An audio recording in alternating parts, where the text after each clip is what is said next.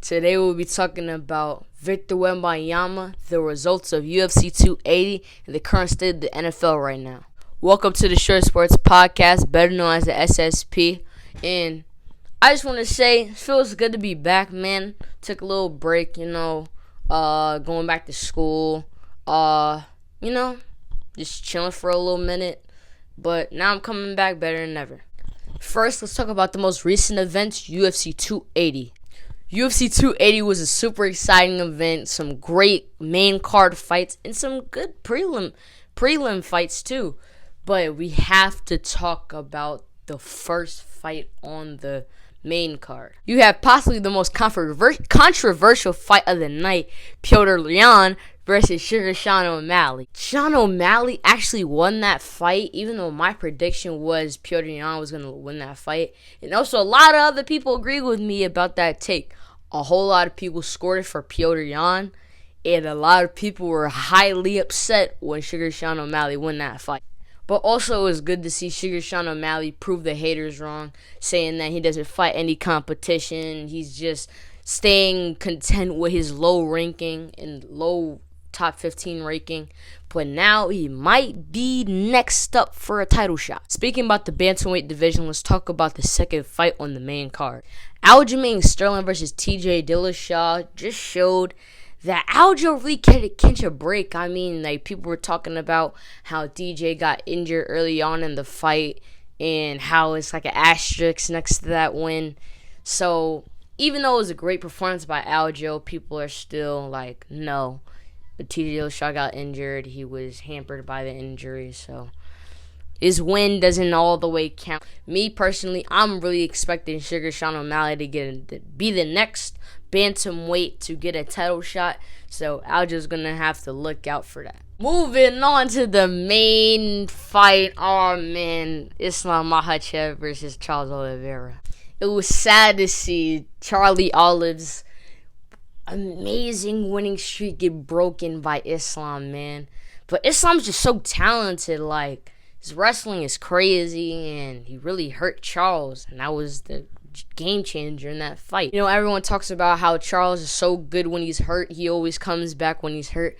But one thing about Charles that a lot of people don't do when they're fighting him, they don't follow him to the ground. So when they do hurt him, he gets a chance to recover. He gets a chance to just sit, to lay on his back and chill. But like Islam said, he wasn't going for that. He's going to follow it up. He's going for the finish.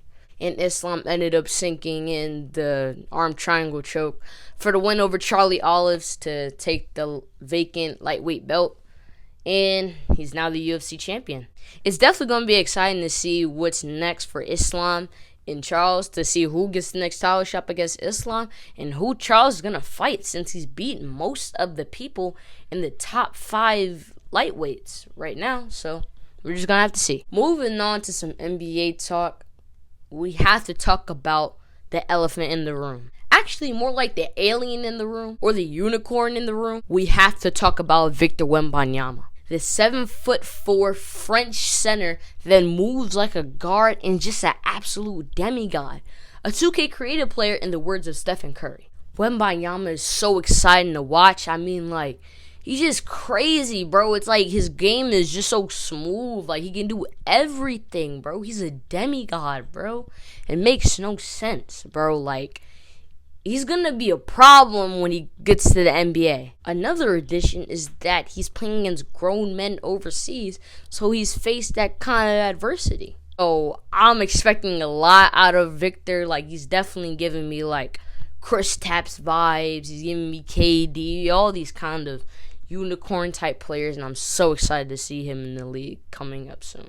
And also, I've seen recently that the NBA is going to be monitoring a whole lot of teams, because, tanking for Victor is a very trending topic, as most people know. Moving on to some NFL talk, let's talk about just the Bills. Me personally, my team has been doing fantastic, man. We just beat the Chiefs. I'm feeling great, man. We got our get back. We got our get back. It does not matter what anybody else says. We got our get back. Like I said before, we're looking like the Super Bowl favorites, But let's also discuss the Eagles, man. They're still undefeated, man. They're doing their thing. You know what I'm saying? I can't hate on it. But all I'm going to say, it's not going to last long.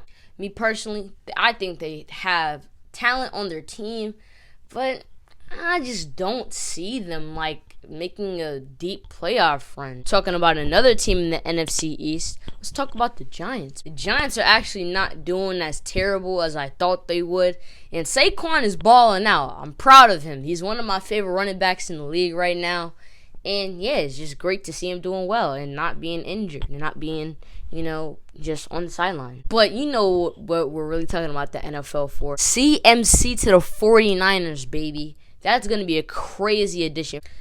The 49ers run a kind of West Coast scheme, so I feel as though CMC is definitely going to fit very well into that scheme. I'm telling you, Debo and him are going to go crazy. Oh, and I can't forget George Kittle. Their team, their offense alone is stacked. One last thing, Russell Wilson is playing like garbage. He's literally my favorite quarterback of all time, and he's disappointing me so bad. He's playing so horrible. It makes no sense, bro. What happened, bro? What happened? Well, aside from that, this episode is over. Hope you enjoyed this episode, this comeback, this return of the SSP, and I'm out. Peace.